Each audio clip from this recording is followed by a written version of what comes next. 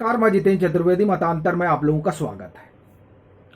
ईमानदारी का प्रमाण पत्र बांटने वाले स्वघोषित ईमानदार अरविंद केजरीवाल, दिल्ली के मुख्यमंत्री, उनके स्वास्थ्य मंत्री सत्येंद्र जैन की कस्टडी जो है वो 13 जून तक के लिए बढ़ गई है। कहेंगे आप ये क्या खबर है? दरअसल साहब, खबर ये नहीं कि कस्टडी बढ़ गई है, खबर ये है कि कस्टडी जो बढ़ी है उस कस्टडी ने आम आदमी पार्टी और उनकी सरकार में हड़कंप मचा दिया है। और हड़कंप इसलिए मचा दिया है क्योंकि वहां जो ईडी ने कहा है, दरअसल वो वाकई में अरविंद केजरीवाल के लिए चिंता का सबब है।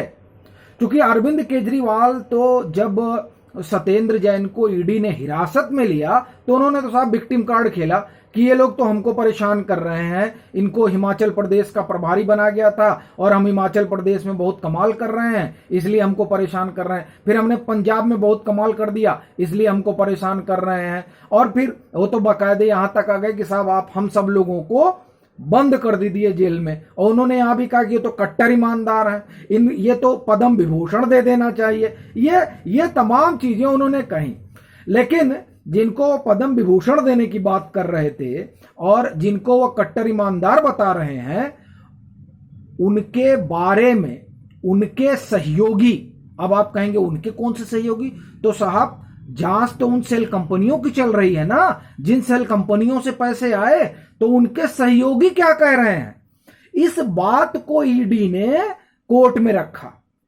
ईडी ने यह भी बताया कि ये जो जैन साहब जो कुछ कह रहे हैं उसको हम लोग कलमबद्ध करा रहे हैं। कौन कलमबद्ध कर रहा है ये आप सुनेंगे तो आपके भी होश उड़ेंगे जैसे आम आदमी पार्टी के होश उड़े हुए हैं। कुल जमा कहानी यह है कि आज पेशी थी, तो पेशी में सीधे ईडी ने कहा कि साहब हमको इनकी कस्टडी चाहिए। तो ये हुआ, साहब कस्टडी आपको क्यों चाहिए? आपने 9 दिन क्या किया? वकील ने पूछा। तो ईडी ने बताया कि हमने 9 दिन क्या किया। 9 दिन की कुल जमा कहानी यह है कि जांच हुई, जांच में 2 चीजें निकल कर आई। एक तो ये कि 2.82 करोड़ रुपए इनके और इनके सहयोगियों के हाथ से कैश निकले, और दूसरा 1.80 किलोग्राम सोना निकला। लेकिन जो दूसरी कहानी है वो इससे बड़ी है और वो सुनकर आप चौंकेंगे, क्योंकि इसके बारे में अभी तक तो चर्चा हुई नहीं थी। उसकी चर्चा वहां कोर्ट में हुई और इस कारण इनकी कस्टडी जो है बड़ी लंबी हो गई। नहीं तो कोशिश तो यह थी कि अभी का भी निकल जाए। हालांकि बेल के लिए एप्लीकेशन डाल दी गई है कपिल सिब्बल साहब ने, वकील हैं इनके। तो वहां जो ईडी ने कहा, मैं वो बताता हूं क्योंकि वो बड़ा महत्वपूर्ण मसला है और उस मसले में मामला जो है गड़बड़ हो गया। क्या कहा ये आप सुनिए। एजेंसी ने कोर्ट को बताया कि लाल शेर सिंह मेमोरियल ट्रस्ट की तलाशी हुई और उस ट्रस्ट के ये अध्यक्ष थे, ये मतलब सत्येंद्र जैन। और जब इस बारे में इनसे पूछा गया तो इन्होंने इनकार कर दिया। इन्होंने कहा कि साहब हमारा कोई लेना देना नहीं। और जब उस ट्रस्ट की तलाशी ली गई तो वहां पर नकदी, दस्तावेज और कुछ आपत्तिजनक सामग्री मिली। ये कोर्ट से कहा ईडी ने। दस्तावेजों के साथ जो है, अब जो दस्तावेज मिले और जो तमाम चीजें मिली हैं उसके पूरी तफ्तीश के लिए इनकी पूछताछ जरूरी है। तो इसलिए जो है कस्टडी बढ़ी। और दूसरा, जब ये कहे कि साहब बड़ा टाइम ये लोग ले रहे हैं, तो उन्होंने कहा कि साहब हम जो है इनका बयान लिखवा रहे हैं। आपको पता है किससे लिखवा रहे हैं? खुद सत्येंद्र जैन से लिखवा रहे हैं। सत्येंद्र जैन जो बयान दे रहे हैं उसको सत्येंद्र जैन से ही लिखवाया जा रहा है। क्यों? ये सवाल है भाई, सत्येंद्र जैन से क्यों लिखवाया जा रहा है? ईडी का कहना है कि ऐसा ना हो बाद में मुकर जाए, कहे कि नहीं हमने तो दिया ही नहीं था बयान, तो इसलिए उनसे लिखवाया जा रहा है। अच्छा, वो इतना धीरे लिख रहे हैं, धीरे लिखने का मतलब आप समझ रहे हैं कि वो सोच सोच कर एक एक लफ्ज लिख रहे हैं। एक पेज लिखने में ईडी करिए 2 घंटे लग जाते हैं इनको, 2 घंटे लगेंगे ही, क्योंकि शिक्षा में भी हैं ये, मतलब जो शिक्षा घोटाले का आरोप है, फिर जल बोर्ड में जो घोटाला है उसमें भी, फिर दवा वाले में भी जिसका हमने जिक्र किया था, फिर मोहल्ला क्लिनिक वाले में भी। तो इस तरह के तमाम मामले हैं जो इनके संज्ञान में है। अब इसीलिए जब लिख रहे होंगे तो एक एक लाइन सोच सोच कर लिख रहे होंगे, नहीं तो मामला गड़बड़ा जाए। तो इनका बयान नोट होने में भी बड़ा जो टाइम लगता है, और ये खुद ही लिख भी रहे हैं।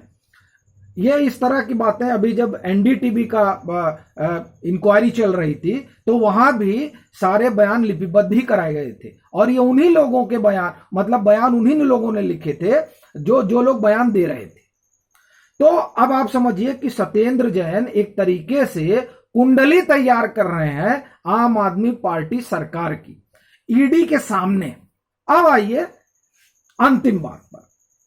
देखिए इन 5 दिनों में एक तो ये होगा कि ये ट्रस्ट को लेकर पूछताछ होगी, और दूसरा ये जो सेल कंपनियां हैं, जिन सेल कंपनियों में पैसे आए, उन सेल कंपनियों के निर्देशकों से जब पूछताछ हुई तो उन्होंने ये कबूला कि कोलकाता से पैसे आए और उस पैसे को ले जाकर हमने सत्येंद्र जैन को दिया। सत्येंद्र जैन कह रहे हैं कि हमारा कोई लेना देना नहीं है, इन कंपनियों से अपना कोई नाता ही नहीं है, और ईडी का दावा है कि नहीं इनका नाता है। ईडी यहां तक कह रही है कि साहब ये जो है अप्रत्यक्ष तौर पर पूरा नियंत्रण इन्हीं का है कंपनियों पर। और स्मृति ईरानी तो यहां तक कह रही हैं कि ईडी कोर्ट का जो ऑर्डर है उसमें इस बात की पुष्टि है कि 16 करोड़ रुपए जो है वो हवाला के जरिए आए। ये तमाम चीजें कह रहे हैं। असल में जो एक निर्देशक ने जो ये कहा है कि पैसे आए और हमने जो है ले जाकर सत्येंद्र जैन को दिए, ये बहुत महत्वपूर्ण बिंदु है। अब इस 5 दिनों में जो दूसरा काम होगा वो ये होगा कि क्रॉस एग्जामिनेशन होगा। सत्येंद्र जैन जो कह रहे हैं वो अलग बात कह रहे हैं, जो सेल कंपनी में निर्देशक हैं वो अलग बात कर रहे हैं। तो दोनों लोग आमने सामने होंगे और तब यह तय होगा कि दरअसल सत्येंद्र जैन जो कह रहे हैं उससे कैसे भागेंगे, और वो जो सेल कंपनियों के जो निर्देशक हैं वो जो कह रहे हैं उसको कैसे झुठलाएंगे। ये जो मामला है, इस मामले ने सनसनी फैला दी है जिसके ऊपर आरोप है उसके भीतर, और वो जिस पार्टी से जुड़े हुए हैं उसके भीतर। क्योंकि अब ये जब क्रॉस एग्जामिनेशन होगा तो इसमें सच बाहर निकल कर आएगा, सेल कंपनियों का और दूसरा ट्रस्ट का जो तमाम चीजें मिली हैं।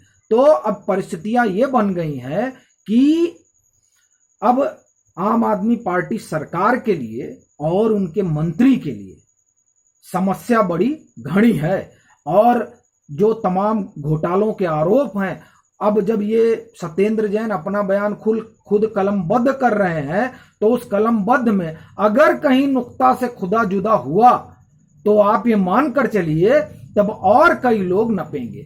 अब ये देखना बड़ा दिलचस्प होगा कि क्रॉस एग्जामिनेशन के बाद, मतलब 13 तारीख के बाद और क्या चीजें निकलकर आती हैं। लेकिन इतना तो तय है कि अब राज खुलेगा, इसलिए सब सन्नाटे में हैं। अभी के लिए फिलहाल इतना ही। अगर आप मतांतर से नहीं जुड़े हैं तो जुड़िए, वीडियो को लाइक कीजिए, शेयर कीजिए और अपने सुझाव जरूर साझा कीजिए।